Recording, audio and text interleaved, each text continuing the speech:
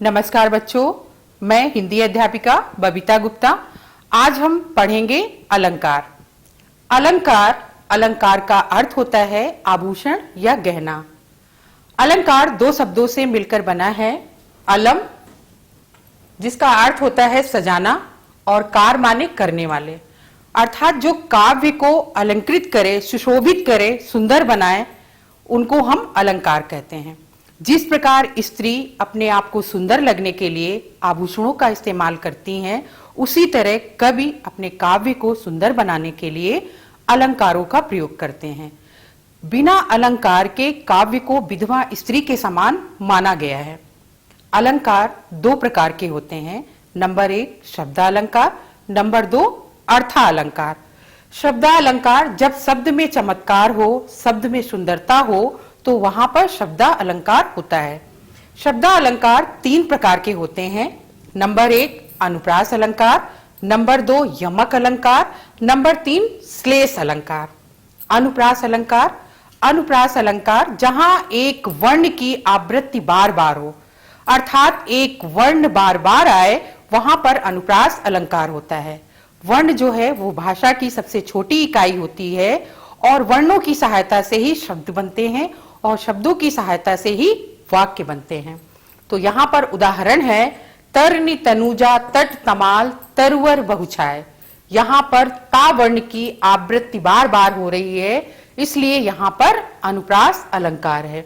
दूसरा उदाहरण है चारु चंद की चंचल किरणें खेल रही हैं जल थल में। यहाँ पर चा वर्ण की आवृत्ति बार बार हो रही है, इसलिए यहाँ पर अनुप्रास अलंकार है। तीसरा उदाहरण है रघुपति राघव राजा राम। यहाँ पर रा वर्ण की आवृत्ति बार बार हो रही है, इसलिए यहाँ पर अनुप्रास अलंकार है। दूसरा है यमक अलंकार। यमक अलंकार जहां पर एक शब्द कई बार आए किंतु उनके अर्थ अलग अलग हों, वहां पर होता है यमक अलंकार। जैसे काली घटा का घमंड घटा। यहाँ पर घटा शब्द 2 बार आया है।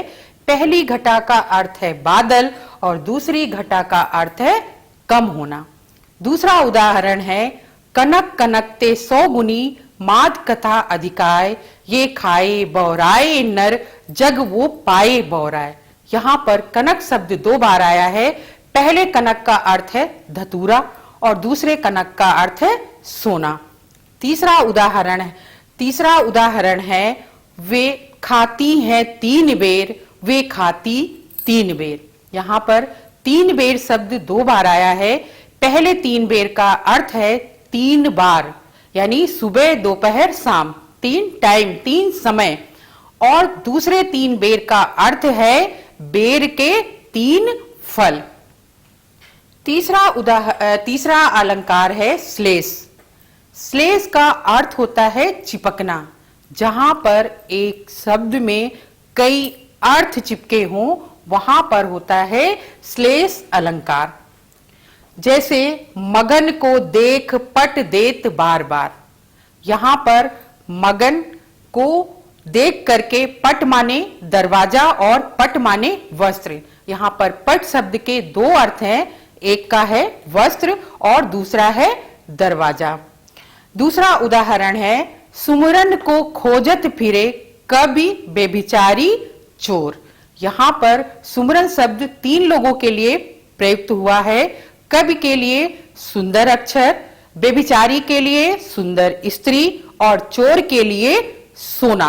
तो श्लेष का अर्थ होता है जहां पर एक शब्द एक ही बार आए किंतु उसके कई अर्थ निकलते हो, वहां पर श्लेष अलंकार होता है।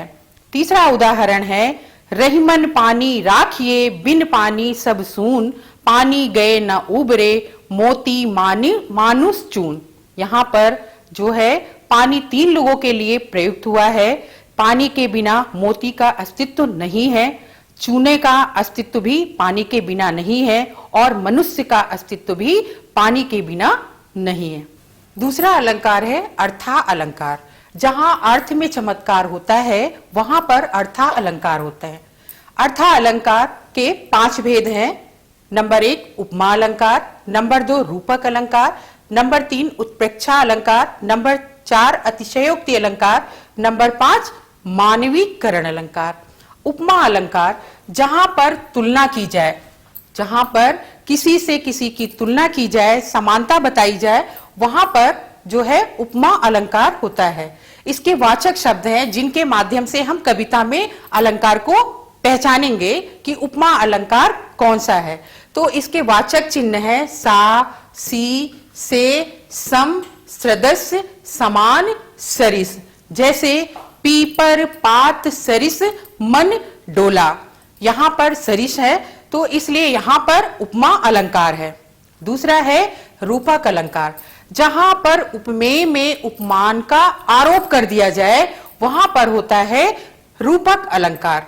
उदाहरण है चरण कमल बंदो हरि राई, मैया मैं तो चंद्र खिलौना ले हूं।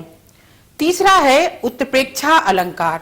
उत्प्रेक्षा अलंकार, जहां पर उपमेय में उपमान की संभावना की जाए वहां पर उत्प्रेक्षा अलंकार होता है और इसके वाचक शब्द हैं जिनके माध्यम से हम उत्प्रेक्षा अलंकार को पहचानेंगे। तो मानो, मनहु, जानो, जनहु, जनु। ये वाचक शब्द जिस पद में, जिस कविता में होंगे वहां पर उत्प्रेक्षा अलंकार होगा। जैसे उदाहरण है सिर फट गया उसका वहीं, मानो अरुण रंग का घड़ा।